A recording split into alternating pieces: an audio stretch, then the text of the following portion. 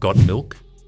One of the most successful advertising campaigns in American history has a graveyard, a small collection of commercials that aired, drew complaints, and then quietly disappeared from television, most of them never to return. A governor of California asked broadcasters to kill one of them. Another ended with a man tumbling into hell. A third was buried inside of 2 weeks after a petition called it one of the most sexist ad campaigns of the decade. None of them are on the official Got Milk highlight reels. None of them show up in the marketing textbooks, and almost nobody remembers they existed.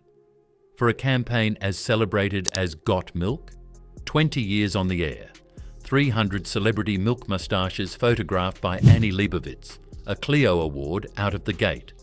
The buried spots tell a story the case studies leave out. The slogan didn't just live on charm, it lived on something darker. The whole creative engine was built around one idea: show people what happens when the milk runs out. A choking history nerd losing $10,000. A businessman in the afterlife. A daughter watching her elderly neighbour fall apart. Deprivation was the joke, and the joke had teeth. Most of the time, that worked. The Aaron Burr ad became one of the most beloved commercials of the 1990s. The milk mustache campaign turned into a cultural shorthand. But every few years, the same agency working from the same playbook produced a spot that crossed a line nobody had drawn yet. And the California Milk Processor Board was forced to pull it down before the complaints turned into something worse. This is what those commercials were, why they aired in the first place, and why, one by one, they vanished. To understand why these ads went wrong, you have to understand why the rest of them went right. And that means going back to 1993 to a meeting room at a San Francisco ad agency called Goodby, Silverstein Partners. The California Milk Processor Board had a problem. Milk consumption was falling off a cliff. Americans had been drinking around 1.5 cups of milk a day in the 1970s, and by the early 90s, that number was down to barely 1 cup. Soda was winning. Iced tea was winning. Bottled water was winning. Milk, the boring beverage of childhood lunchboxes, was getting steamrolled. The board hired Goodby Silverstein to figure out how to make people care about a product they already knew everything about. The team studied focus groups, watched people in their kitchens, and noticed something almost no other agency had bothered to chase.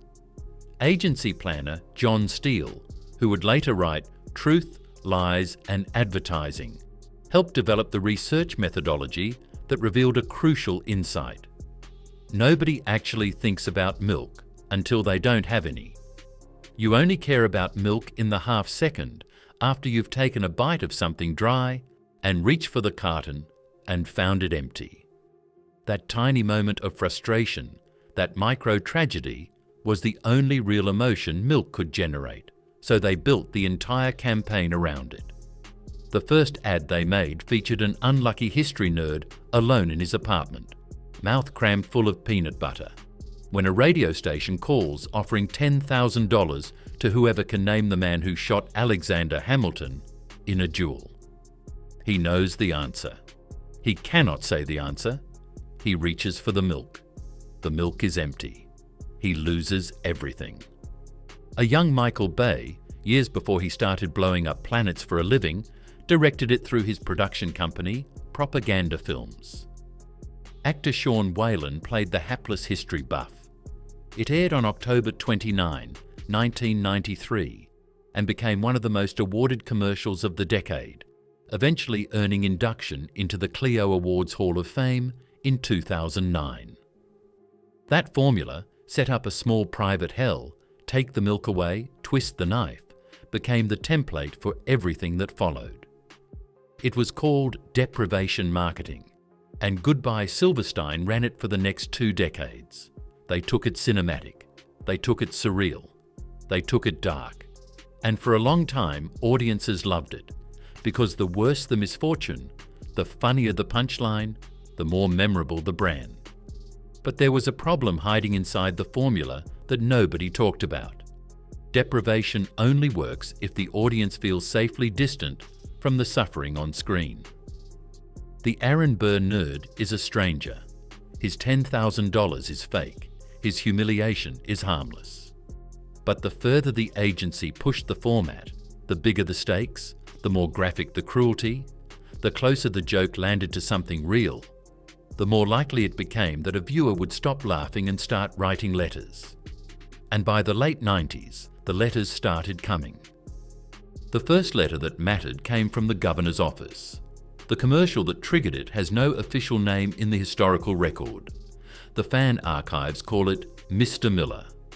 It aired in the late 1990s as part of the National Milk Pep rotation, and to anyone watching it on a Tuesday night with a bowl of cereal, it played like a slightly weird family sitcom for the first 15 seconds. A mother is in her kitchen trying to convince her 2 children to drink their milk.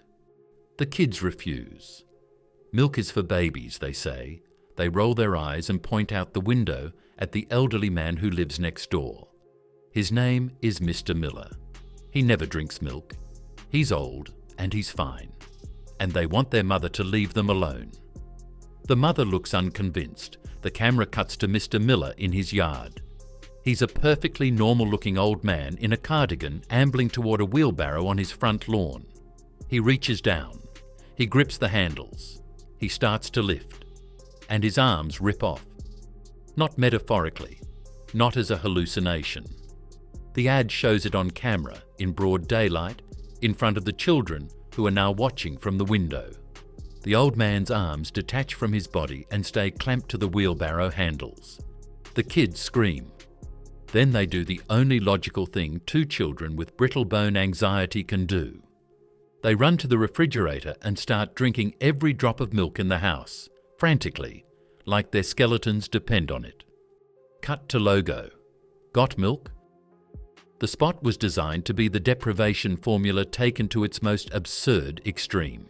The agency was making a point. Refuse milk, lose your bones, lose your body. It was supposed to be funny. A grim cartoon, a dark joke aimed at children who were being difficult about their drink. Then Gray Davis saw it. Davis was the governor of California from 1999 to 2003, and at some point during his term, this commercial aired during a program he was watching, and he hated it. He hated it enough to pick up a phone. He contacted the people responsible for the campaign and asked on the record whether there was any way to pull it off the air. He didn't have the legal authority to ban it. The California Milk Processor Board was a marketing organization, not a state agency, and Davis couldn't issue an executive order against a milk commercial. But a sitting governor calling to complain is the kind of phone call that gets things done quietly. The ad disappeared from rotation. It has never aired in heavy circulation again. You can still find scratchy uploads of it on the corners of YouTube, the kind of grainy VHS tape rips that look like they were dubbed from a broadcast in 1998 and have been passed around the internet ever since. But the official Got Milk archives don't include it. The case studies don't mention it. The agency doesn't promote it. It's the first ghost in the catalogue, a commercial that worked exactly as designed, did the thing it was hired to do, made people remember milk, and then was quietly buried because the wrong viewer was watching. It would not be the last. The Mr. Miller spot was the loudest casualty of the deprivation era, but it wasn't the only one. Around the same window of years, Goodby Silverstein produced a handful of other commercials that aired briefly, drew complaints, and then disappeared so completely that most viewers today have no idea they were ever broadcast at all. 2 of them, in particular, show how far the agency was willing to push the formula before the network compliance people started pushing back. The first is the one fans now call the Heaven Spot. It opens on a businessman in a suit standing on a city street, taking a phone call. He is, by every signal the commercial sends you in the first 5 seconds, a terrible person. He is cruel on the phone. He insults whoever is on the other end. He hangs up, looking smug, and then a truck hits him. Cut to white. The man is dead. He opens his eyes in a place that looks like heaven. soft clouds, golden light, a vast open room. And inside that room, on a long, elegant table, is a mountain of fresh-baked cookies. Every kind of cookie, as far as the eye can see. The man laughs out loud at his good fortune. He reaches for the closest cookie, takes an enormous bite, and turns to grab the milk that has to be sitting somewhere nearby. The cartons are everywhere, hundreds of them stacked floor to ceiling. He grabs one, it's empty. He grabs another, empty, another, empty. Every single carton in his afterlife is bone dry. The camera pulls back. The cheerful heaven music distorts and slows. The man realizes where he actually is. He didn't go up, he went down. This isn't heaven with a cookie problem, this is hell, and the cookies are the bait. Got milk? It's a brutal joke, and it's also a commercial about eternal damnation, aired during primetime programming and sold to viewers as a punchline about a beverage. Some affiliates pulled it on their own. Religious groups objected. It quietly faded out of the national rotation, and the version that lives on now is a low-resolution upload archived by ad enthusiasts who remembered seeing it as kids and wanted to confirm they hadn't imagined it. The second spot is even stranger. It takes place on a commercial airliner. A pilot in the cockpit watches the flight attendant's beverage cart roll down the aisle.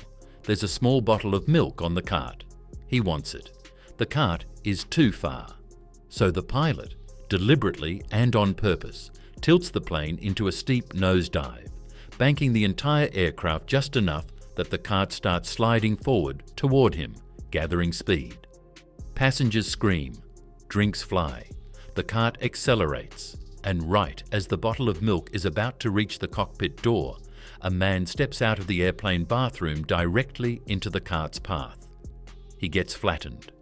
The cart crashes into him, the milk tips over and spills, and the pilot, denied his prize, stares mournfully out the cockpit window. Got milk? This one had a different problem. It aired in the late 1990s into the early 2000s, and after September 11th, 2009, the entire concept of a deliberately crashed commercial airliner stopped being something American audiences could find funny. The spot vanished from rotation almost overnight. It was never officially banned. It just stopped being booked, and the agency never tried to revive it. Like Mr. Miller, it became one of those commercials that exists only as a memory and a grainy upload. The kind of thing you describe to a friend, and they tell you you're making it up. But the campaign's biggest collapse wasn't a single ad. It was an entire integrated campaign. And it didn't happen in the 90s, it happened in 2011. In early July of 2011, the California Milk Processor Board launched the most expensive single rollout the Got Milk campaign had attempted in years. It was a fully integrated push. Billboards across major California cities, radio spots booked on National Public Radio, a flagship website, a coordinated social media plan, and a single, simple message at the center of all of it. Milk, the campaign claimed, could reduce the symptoms of PMS, and therefore milk was a peace offering, a gift a frightened boyfriend could carry to his hormonal girlfriend, like an apology in a carton. The campaign was called Everything I Do Is Wrong. The website went live first. Its URL was everythingidoiswrong.org, and it billed itself as a home for PMS management. The landing page featured a photograph of a man hunched over, holding a carton of milk like a shield, with the headline, "I apologize for letting you misinterpret what I was saying." The site offered a feature called the Global PMS Level, color-coded from green to red, that men were supposed to consult before talking to their partners. There was a puppy dog "Aye sir," which generated a sad-faced apology photo. There was a vocabulary sensitizer. There was a mistake verification system. The whole thing was structured like a survival guide for boyfriends dealing with monsters. Then came the billboards. Every one of them featured a different cowering man clutching milk cartons, paired with a different apology headline. I apologize for not reading between the right lines. I'm sorry for the things I did or didn't do. We can both blame myself. I'm sorry I listened to what you said and not what you meant. The premise of every single ad was that women on their periods were unreasonable, irrational, and dangerous. And the only thing a man could do was buy them dairy products and beg. The campaign had been written by Goodby, Silverstein Partners, the same agency that made Aaron Burr, the same agency that built the Deprivation formula, the same agency that pushed Mr. Miller and Heaven and the nosediving plane. They had tested it in focus groups. The creative director publicly said the focus groups thought it was funny. The focus groups were wrong. Within hours of launch, Ms. Magazine called it sexist. The Hartford Courant ran the headline, "Wrong Milk Ad Campaign Blames PMS, Insults Women." Salon called it offensive, even by the standards of an industry that already trafficked in offensive stereotypes. A petition went up on change.org demanding the campaign be ended before it could properly roll out. It hit hundreds of signatures within a single afternoon. A week in, the campaign was the lead story in the trade press, and the trade press was not kind.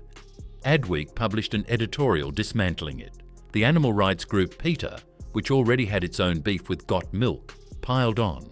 Even the underlying science was being questioned. The calcium and PMS connection was based on a single 1999 study, and the campaign was overstating how prevalent and severe PMS actually was. The California Milk Processor Board held out for 2 weeks. On July 22, 2011, they pulled the entire campaign. The billboards came down, the radio spots stopped airing, the flagship website was scrubbed. In its place, the Milk Board put up a new URL, gotdiscussion.org. The page opened with an apology. The board said that over the past couple of weeks, regrettably, some people had found the campaign outrageous and misguided, and the board apologized to those it had offended. It also, in the same paragraph, said that others had found the campaign funny and educational, and that the conversation it sparked was valuable. It was the kind of half apology that gets written by a marketing team that hasn't fully understood why it lost. The new site featured a sampling of the negative reactions, displayed almost like trophies on a wall, quotes from the Hartford Courant, screenshots of angry comments, headlines calling the original campaign sexist. The Milk Board's framing was that this was now a national discussion. The framing the rest of the world understood was that a major brand had just been forced to publicly humiliate itself inside of 14 days by the exact demographic it had been hired to sell milk to. It was the most expensive miscalculation in the history of the campaign, and it was the moment a lot of people inside the industry quietly decided that the Got Milk formula, the one that had been running since 1993, was finally out of road. 3 years after the PMS campaign was pulled, MilkPEP officially retired the Got Milk slogan on February 26, 2014. The announcement came with little fanfare. The mustache ads were over. The deprivation spots were over. The whole 20-year run was finished. A new agency was brought in. A new tagline was written. And the campaign that replaced it, Milk Life, leaned hard into protein, nutrition, and physical activity. No more dark humour. No more setups and punchlines. No more body parts ripping off in the front yard. The Got Milk trademark survived in California, where the original Milk Board kept using it on a smaller scale. But the national era was done. And the postmortem, the one the marketing case studies wrote, focused almost entirely on the things that had gone right. Aaron Burr, the milk moustaches, the cultural saturation, the Clio, the 91% recognition rate, the way 2 words and a question mark became one of the most recognized phrases in American advertising history. The campaign even found its way into the 2009 documentary Art and Copy, cementing its place in advertising lore. What the case study skipped was the other half of the story. the half this video has been about. Because the same formula that made Aaron Burr a classic is the formula that pushed Mr. Miller's arms off his body. The same agency that put Dwayne Johnson in a milk mustache is the agency that put a businessman in hell. The same creative engine that ran for 20 years on charm and craft kept producing, every few years, a commercial that crossed a line nobody had drawn yet. And the California Milk Processor Board kept pulling those commercials down, quietly, hoping nobody would notice the gaps. What got lost isn't really the ads themselves. Most of them survive somewhere. On a fan archive, on a forgotten YouTube channel, in the memory of someone who saw them on a Tuesday night in 1998 and never forgot. What got lost is the lesson the campaign was trying to teach itself the whole time and never quite learned. Deprivation marketing only works when the audience feels safe. The minute the discomfort lands on a real group of people, on a real fear, on a real cultural nerve, the joke stops being a joke. The Mr. Miller spot didn't fall because the body horror was too graphic. It fell because someone watching had grandparents. The heaven spot didn't fall because hell is offensive. It fell because the joke was being told about an actual person's actual afterlife. And the PMS campaign didn't fall because PMS is a taboo subject.